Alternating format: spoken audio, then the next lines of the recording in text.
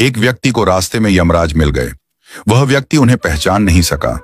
यमराज ने पीने के लिए व्यक्ति से पानी मांगा। उस व्यक्ति ने बिना कोई प्रश्न किए झट से अपनी थैली से पानी निकाला और उन्हें दे दिया। वृद्ध ने कृतज्ञ होकर जल पिया और फिर कहा, वत्स, मैं यमराज हूं। आज तुम्हारी आयु पूरी हो चुकी है और मैं तुम्हारे प्राण हरने आया हूं। यह सुनकर व्यक्ति का चेहरा सफेद पड़ गया। हृदय कांप उठा। डर के मारे उसके पांव लड़खड़ा गए। लेकिन यमराज बोले, डरो नहीं, क्योंकि तुमने मेरी प्यास बुझाई है। अतः मैं तुम्हें एक विशेष अवसर देना चाहता हूं, तुम्हारी किस्मत बदलने का मौका। उन्होंने एक डायरी उसके हाथ में थमाई और कहा, इस डायरी में जो तुम लिखोगे वही सच हो जाएगा। तुम्हारे पास ठीक 5 मिनट का समय है। जितना चाहे लिख लो, पर ध्यान रहे केवल 5 मिनट। इसके बाद समय समाप्त हो जाएगा और डायरी मेरे पास लौट आएगी। व्यक्ति का भय थोड़ा कम हुआ।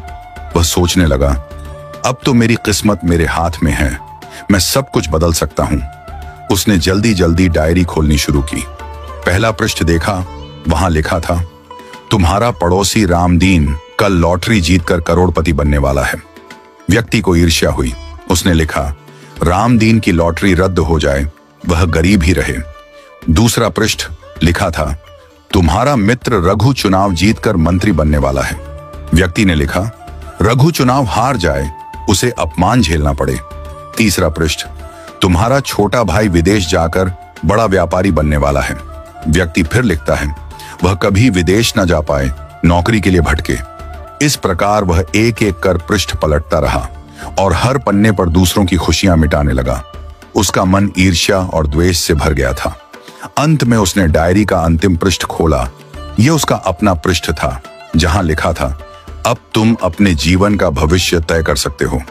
वह मुस्कुराया, पेन उठाया, लेकिन तभी एक ठंडी सी आवाज आई, वत्स, तुम्हारा 5 मिनट का समय समाप्त हो चुका है।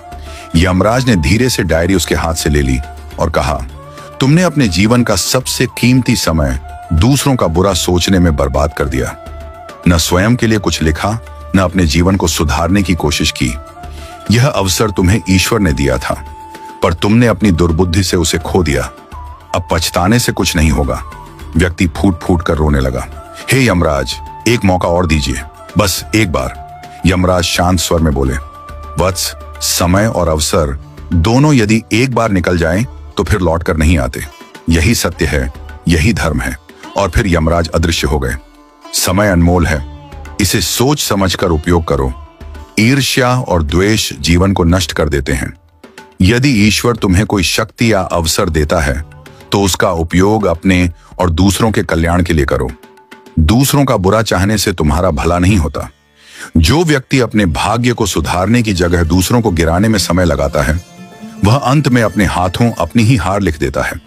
सच्चा मनुष्य वह है जो अवसर मिलते ही प्रकाश की ओर बढ़े, न कि अंधकार में दूसरों को ढकेलने लगे।